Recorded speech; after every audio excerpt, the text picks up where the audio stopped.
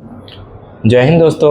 Welcome हमारे YouTube channel रुना video hub में। तो आई होप कि आप लोग सब अच्छे होंगे और अच्छा सा क्लास कर रहे होंगे। तो आज हम लोग पढ़ेंगे एक नया टॉपिक, बहुत ही इंटरेस्टिंग टॉपिक है जिसका नाम है एडिशन ऑफ वेक्टर।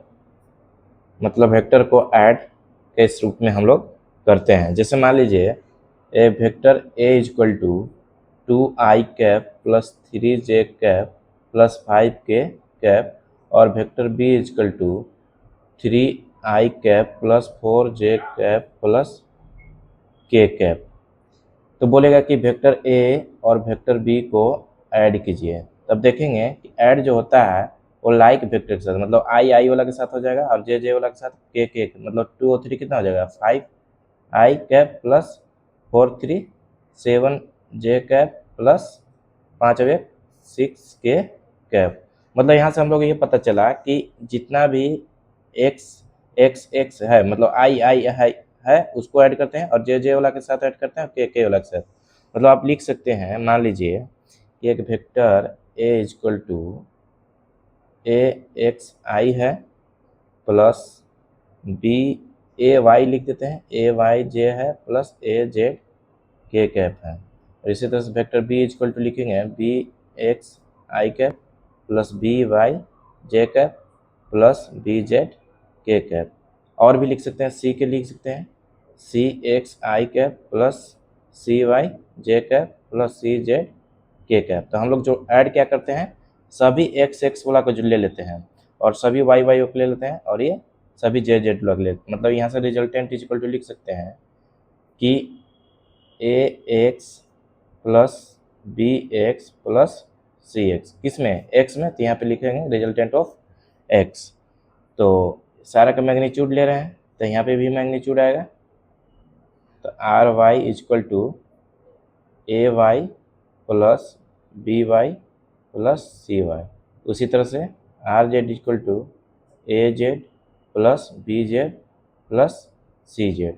ये आपका फार्मूला निकल कर आ गया। अब हम लोग एग्जाम्पल की मदद से देखेंगे कि मान लीजिए कि एक वेक्टर है, एक वेक्टर ए ले लिए और एक वेक्टर जिसका रिजल्टेंट मान लीजिए कुछ भी 10 मान लिए, ठीक है 10। और इसी तरह से इसको हम बढ़ा दिए निगेटिव में एक्स एक्सिस में और इसका रिजल्टेंट मान लीजिए 2√2 है और इसको भी इधर बढ़ा दिए। अब ये दोनों का जो रिजल्टेंट हुआ इसका भी मान लिए 10 है। अब ध्यान देंगे कि ये जो एंगल है वो हम लोग मान लेते हैं कि 37 डिग्री है और तो ये कितना हो जाएगा 53 डिग्री और ये जो है एंगल मान लेते हैं 45 डिग्री है। अब ध्यान देंगे कि हम लोग पिछला लेक्चर में बात किए हैं कि अगर इस टाइप का रहता है, मान लीजिए एक वेक्टर ए है एक वेक्टर बी है और इसका रिजल्टेंट आर है, तो ये जो एंगल बनाएगा जिसके साथ थीटा, तो जिसके साथ बनाता है वो कोस्ट आता है, मतलब आर कोस थीटा। और ये जो बाकी बच गया परपेंडिकुलर तो लिखेंगे आर साइन थीटा। मतलब जिसके साथ एंगल बनाता है उसमें आता है कोस और जिसके साथ एंगल नहीं बनाता है उसके साथ आता है साइन। ये काफ़ी अच्छा से हम लोग पिछला लेक्चर में बात किए हैं, थोड़ा सा क्लास देख लीजिएगा। और ऐसा तो है नहीं कि डायरेक्ट जंप कर रहे होंगे, तो डायरेक्ट जंप करेंगे तो आपको कुछ भी समझ में नहीं आएगा, इसलिए पिछला क्लास को जरूर देख कर आएंगे। तो देखेंगे कि इसमें देखेंगे ये इस टाइप का एक एक्स एक्सिस है और एक वाई एक्सिस है, ठीक है। अब इसमें देखेंगे कि वेक्टर मान लीजिए ए है, ये मान लेते हैं वेक्टर ए इजक्वल टू 10 है और ये वेक्टर बी इजक्वल टू 2√2 है और ये वेक्टर सी इजक्वल टू 10 है। तो वेक्टर ए है तो इसके साथ एंगल बनाता है, एक्स एक्सिस के साथ बना रहा है, तो ये क्या आ जाएगा कोस थीटा। मतलब कितना है 10 है तो 10 रिजल्ट 10 की जगह आर था तो आर लिखे थे, यहाँ 10 है तो क्या लिखेंगे 10 और कोस यहाँ थीटा था तो यहाँ क्या लिखे थे थीटा। तो यहाँ कितना है 37 डिग्री, तो यहाँ कितना लिखेंगे 37 डिग्री। अब एक ट्रेंगल जो आता है इस टाइप का आता है, हम लोग बात किए थे, ये अगर 37 डिग्री हो जाएगा तो इसका जो आएगा परपेंडिकुलर 3 और बेस आएगा 4 और हाइपोटेनियस 5 आएगा। उसी तरह से एक ट्रेंगल इस टाइप का बनता है। अगर यहाँ एंगल 53 डिग्री रहेगा तो देखिए एंगल छोटा तो वैल्यू छोटा है और एंगल बड़ा तो वैल्यू बड़ा 3 4 5 इस टाइप का हो जाता है। तब देखेंगे कि ये हमारा 10 cos 37 डिग्री, तो 10 cos थीटा बराबर क्या होता है b by H, base by height. तब बेस बाई हाइपोटेनस, तो बेस कितना हो गया यहाँ देखेंगे 37 डिग्री वाला में, 37 डिग्री का बात करा तो 37 वाला में देखेंगे बेस कितना है 4 और हाइपोटेनस कितना है 5, 5 से कितना बराबर 2 बार में, तो कितना आएगा 4 गुना 8 आएगा।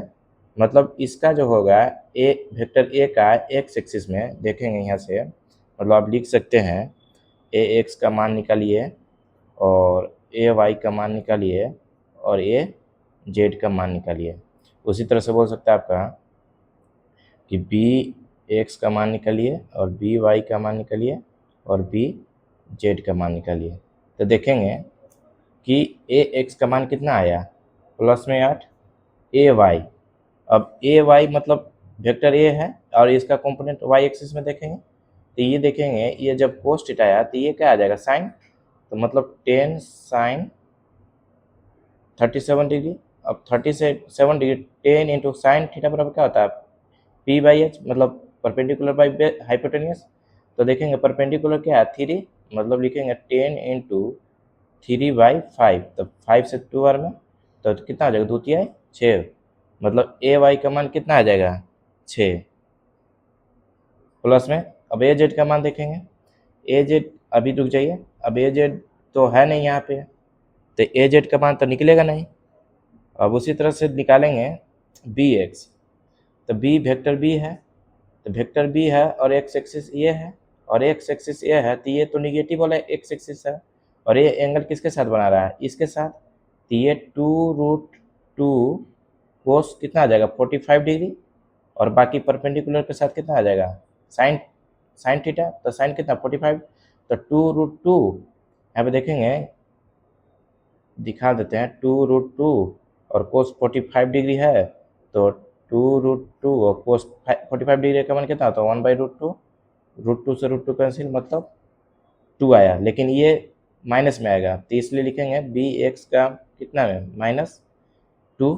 अब उसी तरह से देखेंगे कि b का y में, तो b का y में निकालेंगे तो कितना है साइन, तो 2√2 साइन 2√2 साइन कितना है एंगल कितना है 45 डिग्री, तो 45 डिग्री, तो 2√2 इंटू 1/√2, √2 से कैंसिल प्लस में ये 2 आएगा, तो ये आ जाएगा आपका बी वाई का मान +2।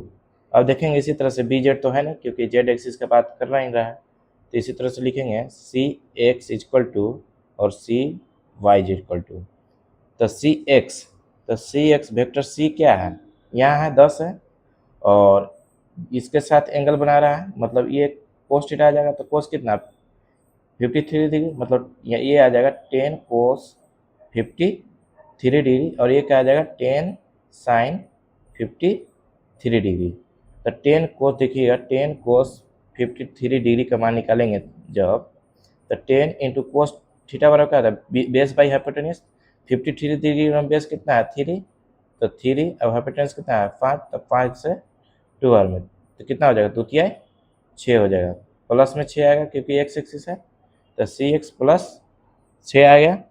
अब सी वाई मतलब सी कंपोनेंट सी का वाई में देखेंगे तो 10 इंटू साइन 53 मतलब ये क्या होगा परपेंडिकुलर बाई हाइपोटेनस, परपेंडिकुलर का मान कितना है 4/5, 5 से 2 तो कितना आ जाएगा 8, लेकिन ये क्या चीज़ में आएगा माइनस में, क्यों क्योंकि वाई का ये वाई डायरेक्शन निगेटिव वाला है, तो माइनस में 8। यहाँ तक उम्मीद है कि क्लियर हो गया होगा अच्छा से।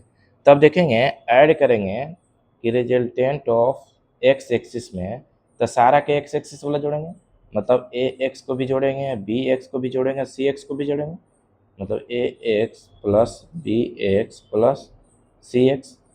और इसी तरह से देखेंगे ए एक्स का मान कितना है 8 है -2 है, फिर 8 -2 प्लस 6, तो कितना आ जाएगा 8 से 14 में से 2 गया 12, और आर वाई का मान निकालेंगे, मतलब रिजल्टेंट ऑफ वाई, मतलब वाई में सबको जोड़ेंगे ए को भी वाई में, बी को भी वाई में और सी को भी वाई में, तो देखेंगे कि ए का वाई में कितना है 6, तो 6 + 2 और फिर माइनस कितना है 8 है, मतलब 6 2 8 माइनस 8 कितना हो जाएगा 0। ये हमारा रिजल्ट निकल कर आ गया। आई होप कि आप लोग को सब अच्छा से क्लियर हो रहा होगा।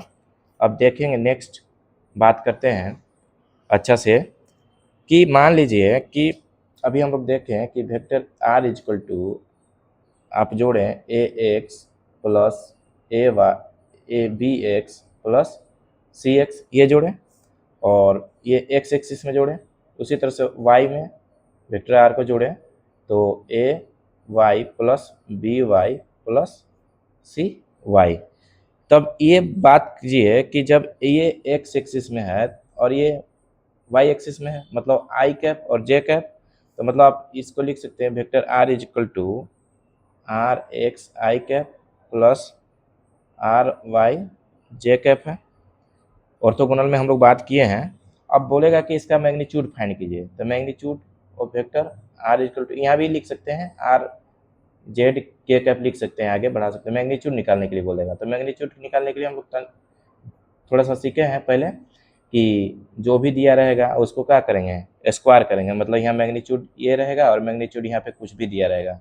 तो मैग्नीट्यूड यहाँ पे क्या है आर एक्स है, तो आर एक्स का स्क्वायर प्लस आर वाई का स्क्वायर, ये हमारा रिजल्टेंट मैग्नीट्यूड ऑफ रिजल्टेंट निकल कर आ गया।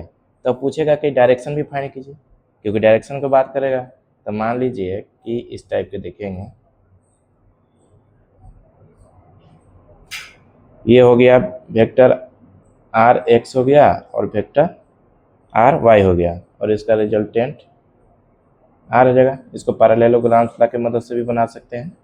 अगर मान लीजिए ए आर वाई हो गया तो ये भी आर वाई हो गया, ई आर एक्स है तो ये भी कितना आ जाएगा आर एक्स। तो टेन अल्फा यहाँ पे एंगल कितना मांग लेंगे अल्फा, क्योंकि अल्फा ही हमको क्या बताता है रिजल्टेंट का डायरेक्शन बताता है कि कितना एंगल से वो रिजल्टेंट पास हो रहा है।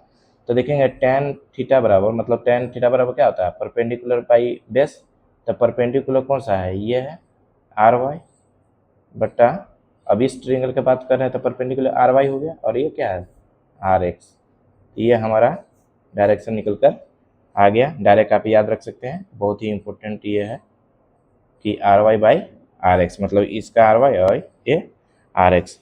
यहाँ तक क्लियर हो गया होगा अच्छा से। अब हम लोग पढ़ेंगे, ये एडिशन के बारे में पढ़ लिए तो मल्टीप्लिकेशन के बारे में पढ़ेंगे, मल्टीप्लिकेशन ऑफ वेक्टर। मतलब वेक्टर को हम लोग कैसे मल्टीप्लाई करते हैं। तो मल्टीप्लाई जो है वो तीन टाइप के करते हैं। जैसे पहला स्केलर से अगर वेक्टर में मल्टीप्लाई करते हैं तो हमारा जो रिजल्ट मिलता है वो वेक्टर रिजल्ट मिलेगा। दूसरा कि वेक्टर से अगर वेक्टर मल्टीप्लाई करेंगे तो हमारा जो मिलेगा वो स्केलर मिलेगा। और एक तीसरा है जो वेक्टर से वेक्टर में मल्टीप्लाई करेंगे तो हमारा जो मिलेगा वो वेक्टर मिलेगा। तो ये दोनों इम्पोर्टेंट है। ये तो ये नॉर्मल है स्केलर और इंटू वेक्टर से मल्टीप्लाई करता वेक्टर। जैसे मान लीजिए पहला बात करते हैं, एक एग्जाम्पल लेते हैं। एक vector A equal to 2i cap plus J cap minus 3k cap. अब क्या करें स्केलर के मतलब क्या होता है नंबर, कोई नंबर हो गया उसका कोई मैग्नीट्यूड होगा, मैग्नीट्यूड दैट मीन्स क्या वैल्यू। तो मान लीजिए 3 से मल्टीप्लाई कर दिए 3a इक्वल टू पूछ देगा तो 3 से सिर्फ मल्टीप्लाई कर दिए तो 3 इंटू टू तो कितना हो जाएगा 6i कैप और यहाँ पे 1 है तो 3 इंटू 1 तो 3j कैप माइनस 3 से 3 मल्टीप्लाई होता 9k कैप। तो ये जो हमारा रिजल्ट आया ये क्या वेक्टर आया, तो ये बोलेंगे स्केलर इंटू वेक्टर, तो हमारा रिजल्ट क्या हुआ वेक्टर। ये तो नॉर्मल हो गया। और दूसरा बढ़ेंगे वेक्टर से वेक्टर मल्टीप्लाई करने के बाद हमको मिलना चाहिए क्या स्केलर, ठीक है। अब जैसे मान लीजिए कि कोई भी वेक्टर ए है ठीक और कोई वेक्टर बी है, इसको मल्टीप्लाई किए हैं तो हमको मिलना क्या है कोई स्केलर। ये जो सी होगा वो हमारा क्या होगा स्केलर। स्केलर के दैट मीन्स होता है कि मतलब कोई नंबर कोई वैल्यू, मतलब आप बोल सकते हैं इसको स्केलर प्रोडक्ट। जैसे हम लोग एक फॉर्मूला पढ़ते हैं work is equal to force into displacement. अब यहाँ देखिएगा यहाँ डॉट लगता है, और वर्क जो होता है एक स्केलर क्वांटिटी होता है। हम लोग पढ़े हैं स्केलर और वेक्टर में, एग्जाम्पल भी देखे थे कि वर्क क्या है, स्केलर क्वांटिटी। क्योंकि सिर्फ ये मान लीजिए कोई वर्क होता है तो ये डायरेक्शन का सेंस नहीं देता है। तो force is a vector quantity and displacement is also vector quantity. तो देखेंगे कि जब दो वेक्टर क्वांटिटी को डॉट में लेते हैं, यहाँ पे मल्टीप्लाई जो है डॉट हो रहा है, मल्टीप्लाई नहीं बोलेंगे, इसको क्या बोलेंगे, डॉट। तो अगर डॉट लीजिएगा ए डॉट बी का, तो जो हमारा सी मिलेगा वो हमारा क्या मिलेगा, स्केलर मिलेगा। तो इसी को बोलते हैं, आप बोल सकते हैं स्केलर प्रोडक्ट या डॉट प्रोडक्ट। अब उम्मीद है कि आपको क्लियर हो गया होगा। ए डॉट बी बराबर सी, और सी क्या है, स्केलर क्वांटिटी, इसलिए हम लोग बोलते हैं इसको स्केलर प्रोडक्ट या डॉट प्रोडक्ट। क्यों? क्योंकि बीच में डॉट लगा रहता है, इसलिए। अब देखेंगे कि मान लीजिए तीसरा जो है वो वेक्टर से अगर वेक्टर मल्टीप्लाई करते हैं तो हमारा रिजल्ट जो है वो क्या आना चाहिए, वेक्टर आना चाहिए। ठीक है, तो जैसे मान लीजिए कि कोई वेक्टर ए है और एक वेक्टर बी है, उसका रिजल्ट जो है वो वेक्टर है, मतलब सी वेक्टर आएगा। अगर मान लीजिए ऊपर नहीं लगेगा तो मैग्नीट्यूड हो जाएगा, तो मतलब स्केलर हो जाएगा। तो यहाँ पे जो लेते हैं, ध्यान देंगे कि कोई भी एग्जांपल ले लेते हैं। जैसे एक वेक्टर क्वांटिटी लेते हैं, फोर्स इंटू ले लेते हैं, फोर्स इंटू परपेंडिकुलर डिस्टेंस होता है, टॉर्क होता है। Force into perpendicular distance equal to क्या होता है, टॉर्क। और टॉर्क क्या है, एक वेक्टर क्वांटिटी। मतलब यहाँ पे क्रॉस लेते हैं, तो मतलब क्रॉस लेंगे तो वेक्टर क्वांटिटी मिलेगा, इसलिए इसको बोलते हैं क्रॉस प्रोडक्ट। मल्टीप्लाई कोई नहीं बोलेगा, इसको बोलते हैं क्रॉस प्रोडक्ट, या आप बोल सकते हैं इसको वेक्टर क्वांटिटी मिलता है इसलिए वेक्टर प्रोडक्ट। तो हम लोग दो मेन टाइप के पढ़े, एक डॉट प्रोडक्ट और वेक्टर प्रोडक्ट। मतलब दूसरा के बारे में बात करेंगे, स्केलर प्रोडक्ट या डॉट प्रोडक्ट के बारे में पहले।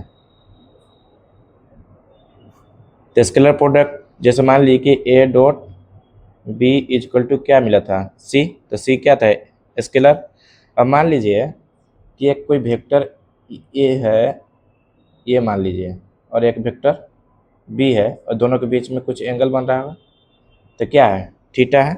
तो मतलब आप लिख सकते हैं कि एक vector A dot B is equal to magnitude of vector A और magnitude of vector B into में होता है कोस थीटा, और angle between A and B. ठीक है, जैसे मान लीजिए कि vector F is equal to मान लेते हैं 10 न्यूटन है, और डिस्प्लेसमेंट इज इक्वल टू है 5 मीटर। ठीक है, तो पूछ दिया कि वर्क फाइंड कीजिए, तो वर्क इज इक्वल टू निकालिए। तो वर्क इज इक्वल टू क्या होता है, और वर्क इज इक्वल टू होता है force into displacement F dot S. तो एफ एस कोस थीटा। यहाँ पे एंगल की जरूरत पड़ रहा है, एंगल मान लेते हैं कि एंगल यहाँ पे जैसे ले लीजिए कुछ भी, ये वेक्टर ए है, फोर्स लगा मान लीजिए, तो फोर्स लगाएं एफ 10 न्यूटन, और एंगल हो, ये डिस्प्लेसमेंट हो गया 5 मीटर, और एंगल मान लेते हैं 60 डिग्री। और ये एक और एंगल यहाँ पे बन रहा है, लेकिन हम लोग कभी भी ले लेते हैं तो स्मॉल एंगल। तो कोस एफ का मान कितना है 10, और डिस्प्लेसमेंट कितना है 5, और कोस 60 डिग्री हो जाएगा। कोस 60 डिग्री का मान कितना होता है 10 इंटू 5 इंटू 1/2, तो 2 से 5 मतलब 25 जूल। ये हमारा कार्य निकल कर आ गया। यहाँ तक उम्मीद है कि आपको अच्छा से क्लियर हो रहा होगा। अब हम लोग बात करेंगे कि आखिर ये एंगल क्यों नहीं लिए और ये एंगल को क्यों लिए। तो आप देखेंगे कि ये एंगल भी लेते हैं तो हमारा वैल्यू जो आएगा इतना ही आता है। थोड़ा सा हम लोग प्रूफ करेंगे, कैसे देखेंगे। एक आता है क्वेश्चन, प्रूफ दैट, मतलब प्रूफ कीजिए कि A dot B is equal to B dot A. ये आपको प्रूफ कीजिए कि बराबर है या नहीं है। ठीक है, तो हम लोग प्रूफ करते हैं। जैसे मान लीजिए कि एक वेक्टर ये है और एक वेक्टर बी है और इन दोनों के बीच में एंगल मान लेते हैं कुछ भी थीटा है। और एक और ये जो एंगल बढ़ेगा बड़ा वाला इस तरफ, मतलब ए से बी एंगल कितना बना थीटा, लेकिन बी से जब ए करेंगे, समझ रहे हैं, ए से जब बी का एंगल देख रहे हैं तो थीटा, जब बी से ए देख रहे हैं तो एंगल कितना हो जाएगा, टोटल 360 डिग्री होता है। और ये एंगल थीटा है, मतलब ये जो बचेगा 360 डिग्री माइनस थीटा होगा एंगल। समझ में आ रहा होगा क्लियर। तब जानते हैं कि A dot B is equal to magnitude of vector A और magnitude of vector B into में क्या होता है कोस थीटा, ये चीज जानते हैं। अब यहाँ पे कोस थीटा क्यों लिए, थीटा ए से बी की ओर जा रहा है तो ए से बी के एंगल कितना है थीटा। अब उसी तरह से बी डॉट ए देखेंगे तो वेक्टर बी और dot A is equal to magnitude of vector B into magnitude of vector A into cos theta. Theta B से ए की ओर जा रहे हैं तो 360 डिग्री माइनस थीटा, ये एंगल 360 डिग्री माइनस थीटा तो ले लिए। अब एक हम लोग जानते हैं एक फार्मूला होता है कि कोस 360 डिग्री माइनस थीटा तो प्लस में होता है कोस थीटा। ये आप लोग ट्रिग्नोमेट्री में पढ़ेंगे अच्छा से, तो अभी याद रखेंगे कि cos 360 degree minus theta is equal to cos theta होता है प्लस में।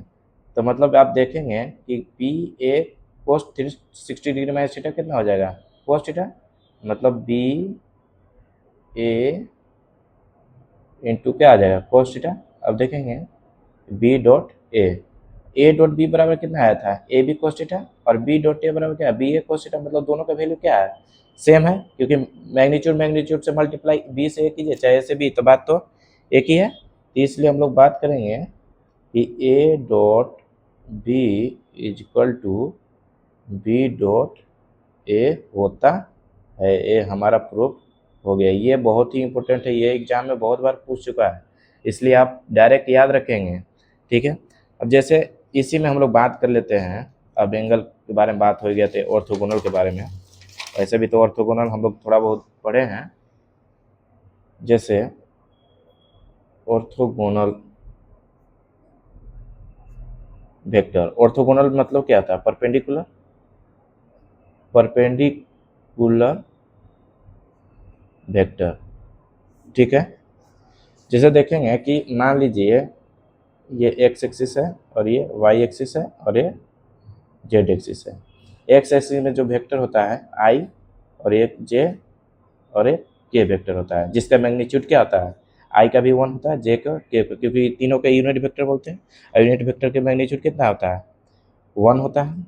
तब देखेंगे कि अब पूछेगा कि जैसे vector I dot vector J equal to कितना होगा, तो अभी तुरंत पढ़ेंगे कि अगर vector A magnitude of A और magnitude of B into cos theta. अब आई और जे के बीच में देखिए आई और जे के बीच में एंगल कितना बड़ा 90 डिग्री, यहाँ पे कोस कितना हो जाएगा 90 डिग्री। अब कोस 90 डिग्री का मान कितना होता है 0, तो आई डॉट जे बराबर कितना हो जाएगा 0। तो अब पता चल गया होगा कि आई डॉट जे बराबर 0 लिखते थे, और उसी तरह से जे और के का मान कितना हो जाएगा 0 हो जाएगा, और के और आई का मान कितना हो जाएगा आई कैप डॉट के कैप बराबर भी 0 हो जाएगा। अब देखेंगे कि अब पूछता है इसी में वैल्यू कि आई डॉट आई बराबर निकालिए और जे डॉट जे बराबर भी वैल्यू निकालिए और के डॉट के बराबर भी वैल्यू निकालिए। तो आई डॉट आई मतलब इसी में दोनों, इसी में मतलब पैरेलल वेक्टर हो गया, और पैरेलल वेक्टर मतलब एंगल कितना 0 डिग्री, मतलब मैग्नीट्यूड ऑफ वेक्टर आई और magnitude of vector I into cos कितना हो जाएगा 0 डिग्री। तो आई का मान कितना 1 और आई का भी मान कितना 1, मतलब 1 इंटू 1 और कोस 0 डिग्री का मान भी कितना 1, तो कितना आ जाएगा 1। तो उसी तरह से कितना आ जाएगा 1 1 याद रखेंगे, इसीलिए आई डॉट जे बराबर जे डॉट के बराबर के डॉट आई बराबर 0 होता है, ये हमेशा याद रखेंगे। और इसी तरह से आई डॉट आई बराबर जे डॉट जे बराबर के डॉट के बराबर 1 होता है। आई होप कि ये क्लास आपको बहुत ही अच्छा से समझ में आ रहा होगा, और उम्मीद करते हैं कि चैनल को सब्सक्राइब भी कर दिए होंगे। अब इसी तरह से देखेंगे एक और क्वेश्चन। मान लीजिए कि वेक्टर ए है और एक वेक्टर ए है, दोनों को मतलब डॉट प्रोडक्ट में लिए हैं, तो मैग्नीट्यूड ऑफ वेक्टर ए हो जाएगा और मैग्नीट्यूड ऑफ वेक्टर ए हो जाएगा। दोनों एक ही वेक्टर है, मतलब एंगल भी कितना हो जाएगा 0 डिग्री। तो 0 डिग्री ए क्या हो जाएगा, ए मैग्नीट्यूड ऑफ ए स्क्वायर हो जाएगा। मतलब इसका लिख सकते हैं आपका ए स्क्वायर को 0 डिग्री का मान कितना होता है 1। तो ये बाहर निकल के आ जाएगा तो कितना हो जाएगा ए स्क्वायर। मतलब ए डॉट ए बराबर आप लिख सकते हैं कि इसका स्क्वायर होता है। आई होप कि अच्छा लग रहा होगा। जैसे एग्जांपल ले लेते हैं, एक बढ़िया सा एग्जांपल लेते हैं जो आपको और भी क्लियर करेगा। Vector A is equal to लेते हैं 2i cap plus 3j cap और vector B is equal to 4i cap plus 3j cap.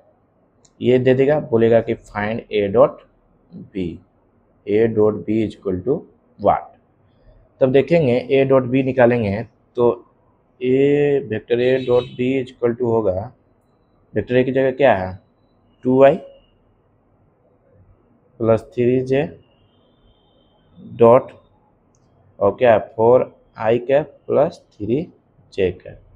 अब ध्यान से देखेंगे कि 2 से मल्टीप्लाई होगा दोनों में और फिर 3 से मल्टीप्लाई होगा इन दोनों में। मल्टीप्लाई कर रहे हैं 2i कैप 2 कितना हो जाएगा 4, तो मतलब 2 इंटू 4 कितना हो जाएगा 8, i इंटू आई हो जाएगा मतलब 8 इंटू 1 हो जाएगा, ठीक है। प्लस 2 से 3 में हो जाएगा तो 6 हो जाएगा और आई डॉट जे अभी देखे हैं आई डॉट जे क्या है 0, तो आई और जे से क्या हो जाएगा 0, तो मल्टीप्लाई में 0। अब हो गया प्लस 3 से मल्टीप्लाई हो जाएगा 4 में, तो 3 चौका 12 और जे और आई अभी तुरंत पढ़े हैं क्या होता है 0, आई डॉट जे या डॉट आई तो 0 हो जाएगा। प्लस 3 से 3 में तो 3 इंटू 3 9 और जे से जे तो मतलब जे डॉट जे बराबर कितना था 1, तो 1 से मल्टीप्लाई करेंगे मतलब 8 और ये तो 0 हो जाएगा 9 17, मतलब ए डॉट बी बराबर ये तो 17 आ गया। तब देखेंगे कि हमारा जो है वो आप डायरेक्ट देख सकते हैं कि एक्स वाला में हो रहा है, मतलब आई और आई वाला के साथ डॉट में मतलब कुछ वैल्यू आ रहा है, लेकिन बाकी सभी के साथ क्या आ जा रहा है 0, मतलब जे और जे के साथ वैल्यू आ रहा है लेकिन बाकी दूसरा क्यों नहीं आएगा, क्योंकि आई और जे अलग अलग है। एक्स एक्सिस और वाई एक्सिस में लेने के बाद हमारा 0 और एक सेम एक्सिस लेने के बाद क्या रहा है 1 दे रहा है।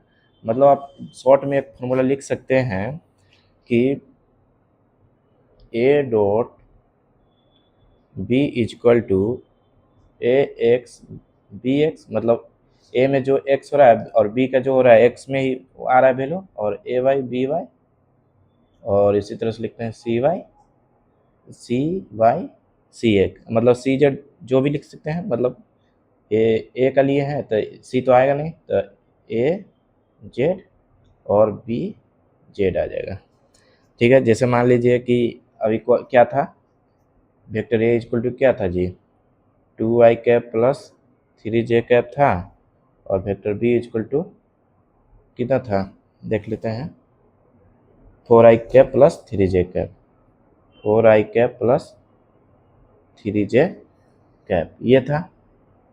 तो अब देखें हम क्या बोले कि ये दोनों के साथ मल्टीप्लाई कीजिए और ये दोनों के साथ मल्टीप्लाई कीजिए बाकी हो जाएगा। मतलब ए डॉट बी बराबर ए एक्स और बी एक्स, तो मतलब ए एक्स कितना है 2 है और बी एक्स कितना है 4 है, तो 4 इंटू 2 कितना हो जाएगा 8, प्लस ए वाई कितना है ए में वाई कितना है 3 और बी में वाई कितना है 3 इंटू 3 9 कितना हो जाएगा 17। अब जेड में है नहीं, अगर मान लीजिए यहाँ पे दे सकता है 2k कैप और वो सिर्फ के कैप, तब 2 से 1 में मल्टीप्लाई करेंगे तो प्लस में 2 लिख देंगे और यहाँ मतलब 2 इंटू 1 2, तो 17 2 कितना हो जाएगा 19। इसी तरह से उम्मीद है कि आपको क्लियर हो गया होगा। अब देखेंगे, अब क्रॉस के बारे में भी पढ़ लेंगे, लेकिन एक और भी मैं ये मतलब क्वेश्चन देते हैं vector A is equal to 2i cap plus J minus K cap, या vector B is equal to 3i cap plus 2j cap plus K cap. अब पूछेगा कि ए डॉट बी निकालिए, तो अब क्लियर हो गया, ये मल्टीप्लाई करेंगे, बाकी कुछ नहीं, क्योंकि आई जे तो 0 आता है, तो 2 इंटू 3 6 प्लस 2 इंटू 1 2 और 1 इंटू 1 माइनस 1, 6 2 8 में से 1 गया 7।